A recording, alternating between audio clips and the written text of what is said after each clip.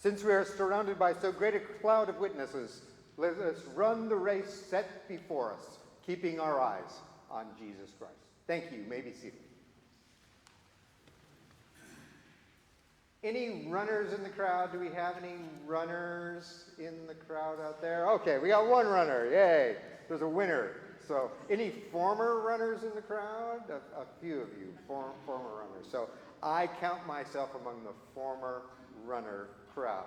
When I retired from the Air Force, one of the first things I said, thank God I don't have to do that anymore. Because that was a requirement, right? If you're in the military, one of the things you have to do is run. And you get tested all the time on your run. Now, I am sorry to confess this. I know you think your priest walks on water in every way, but your priest, one of the things that your priest was not, never has been, is fast. I am not fast. So I would take those PT tests every year, and you get a score, right, depending on how fast you run, and there's other components to the test. I was always fast enough to pass the test. But I never maxed a PT test in my entire life. I was never that guy that maxed the PT test. I don't know, maybe I was a little bit lazy about it. Maybe I just I would go out, get up at 5 o'clock and put in my miles like you're supposed to do. And I'd say, okay, we're doing Indian runs today. And I said, oh, why? And I do those things, all that training, but I was never fast. I think it's just not. My excuse is it's not in my genetics. So I'm making an excuse, I know. I would do well enough. I could max those push-ups and those sit-ups every time. And I could suck it in far enough to fix the waist measurement. Those of you in the Air Force are laughing because you know what I'm talking about, right? So I would do well enough.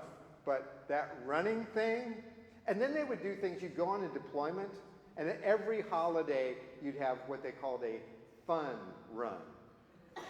So a fun run. So you'd have at Christmas you had the Jingle Bell run, or you'd have the Turkey Trot, or you'd have the St. Patrick's Day run. And people would dress in costumes and do crazy things. And there was a participation prize. You got a t-shirt, right, if you participated in this run. Well, one base, it was almost exactly a 5K around the perimeter of the base. So it was a 5K run. And so I would always start, and this is true of every Jerry run. I never started at the front because it was too embarrassing to be passed by about 500 people. I always started at the back, so then I was slow and steady wins the race. So I could start moving up on people. And the best ones, though, were the readiness runs that we had, where all the entire base would come out, and we'd do those once a month because the commander says it's good for morale and good for character, and everybody's running. And they'd all start off running. And, of course, there were some people that were finished before I was even halfway, the fast ones. But I would be running, and I would be going along. And, of course, at this point, I'm in my late 50s, maybe early 60s. And all of a sudden, I would be passing somebody that was like 24 years old. And I would say, this is not a good look for you. Right? That the old chaplain is passing you. So I'd say, I'll tell you what, you just lock in right behind me, and you just keep pace with me, and we'll finish this race together. But the best part of every run, doesn't matter whether the PT test, the fun run, yeah, those words don't go together, fun and run. The fun run or the readiness runs, the best part of every one of those is when you got near the end of the run. Because as you got near, all the people that had finished in front of you would be gathered there. And all of a sudden you'd hear this crowd going, go, chaplain, come on, finish strong. And all of a sudden you'd feel this surge of strength and you'd be sprinting your way through the finish line. And then you'd collapse at the other side and you'd grab your oranges and your water. That's what you did. But that crowd that was there cheering you on made all the difference in that run. You felt like you could make it. And people encouraging you along the way. You knew you could make it. You knew you could finish that run. And as much as that is true in the military or any other run or any other race that we run, it is also true in our run of faith. It's true in our run of faith that we need encouragement. We need to persevere. We need to get going. Every day.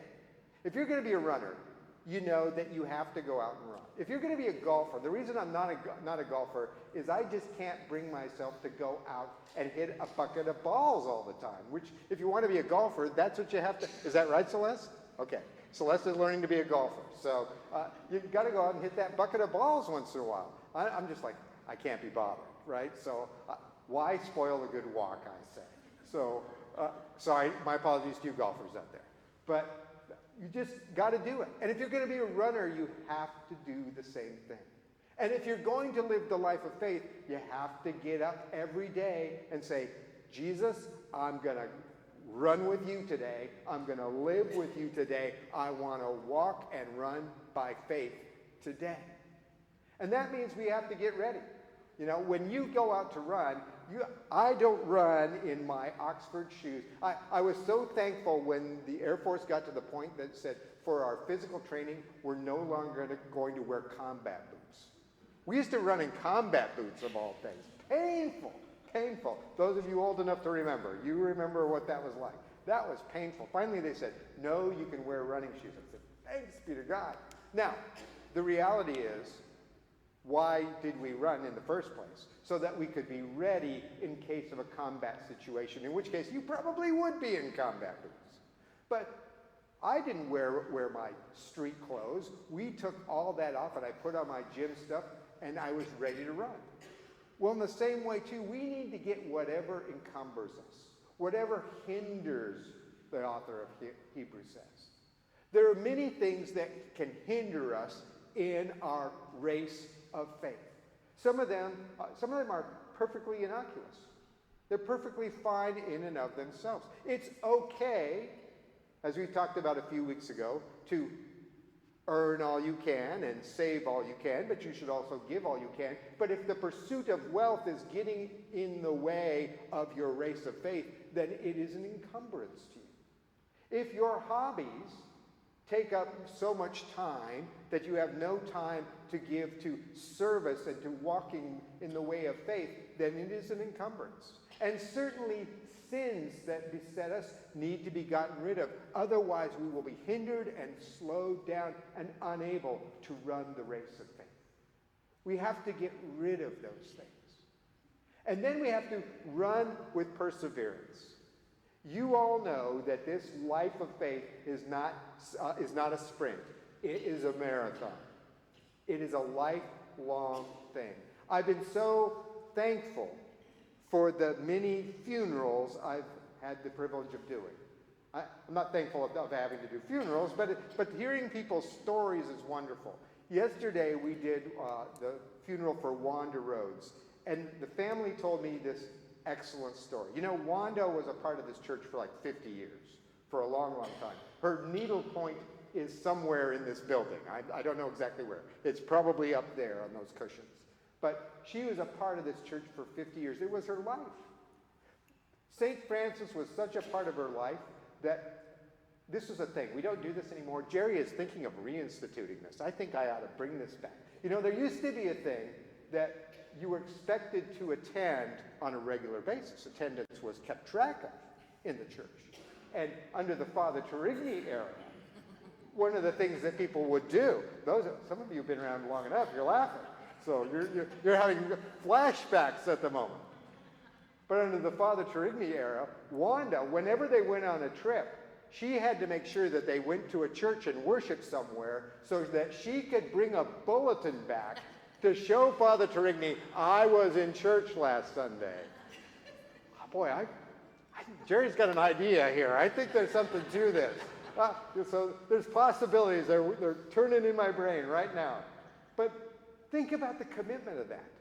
That even when you go on vacation, it's like, no, that's still a part of who we are. It's still a part of who we are, that we still are living the life of faith wherever we go and whatever we do. And I think about Wanda and all those people that I've done funerals for and how many of them lived a full life of faith. Brothers and sisters, it's not just, you know how it is. Oftentimes when we start out in faith, we're excited. When I was a young Christian, I was like, yeah, bring it on. I'm going to go out and witness, and I'm going to serve and do these things. And after a while, you kind of go, yeah, I'm tired now. Every runner knows, like the wall, right, where you get tired. And it's like, I can't keep going. But that's where you need perseverance. You need to say, I need to continue on in this race of faith. I need to continue on with Jesus. And you know what helps with that? Looking to someone as a model. The author of Hebrews says, looking to Jesus, the pioneer and perfecter of our faith. Jesus is the pioneer. First of all, he ran the race before we even thought about running the race. He ran the race and he cut the trail. That's what a pioneer does. They cut the trail. They make the trail. They make the way. Jesus made the way for us to go to God when he died on the cross. The rent of the veil of the temple was rent in two, and we have access to a holy and living God. And through his resurrection, we have life everlasting. So he is the pioneer, but he's also the perfecter. He's the one that brings everything to the fullness that is in Jesus Christ. He's the one that in whom all things hold together. And so we look to him. One of the things that helps when you're on a run, I used to do this all the time. When I had to do a PT test, I would look around and say, let's see, Francisco. Francisco is just a little bit faster than I am. So all I have to do to pass my test is keep him in my sights. So long as I keep my eyes on Francisco's back, I know that I will pass my test and finish the race. Well, that's what Jesus does. He leads the way before us. We lock in on Jesus and run following him. We will finish the race. And even better, you know what would sometimes happen on these runs? Some fast person, there was always a fast person, would finish the race. They would be up there, usually with a commander or a first sergeant. Then you'd see them trotting back. And you'd think, where are they going? They'd trot back, and they would pick up their slowest member of their squadron, and they would say, okay, I'm going to run with you. Let's pick up the pace. And they would help pace that person on their run. Think about all the people that have paced you in your life. Think about all those saints that were mentioned in Hebrews. Think about Barak and Samson and Rahab and Moses and Elijah. All these people who went through suffering, who went through difficulty and trial, and all of us are going to face difficulty and trial in our race of faith. And yet, we don't fixate on the problems and difficulties. We fixate on those who have led us in the path. We fixate on Jesus and say, Jesus, lead me home. Lead me in the race. And if we will do that, brothers and sisters, all the other troubles and trials will fall away. And we will be able to run with perseverance the race that is set before us. And you know what's going to happen? When we get to the end, there will be a mighty crowd of witnesses going, get to the finish line. Come to the finish line. Come home and join us with all the saints in glory. And Jesus will be there. He will have led us home, and he will turn around and embrace us in his arms and say, welcome home. You have finished the race. But let each one of us run the race with perseverance, fixing our eyes on Jesus. Run the race today. Run the race tomorrow. Run the race all the way until you are welcome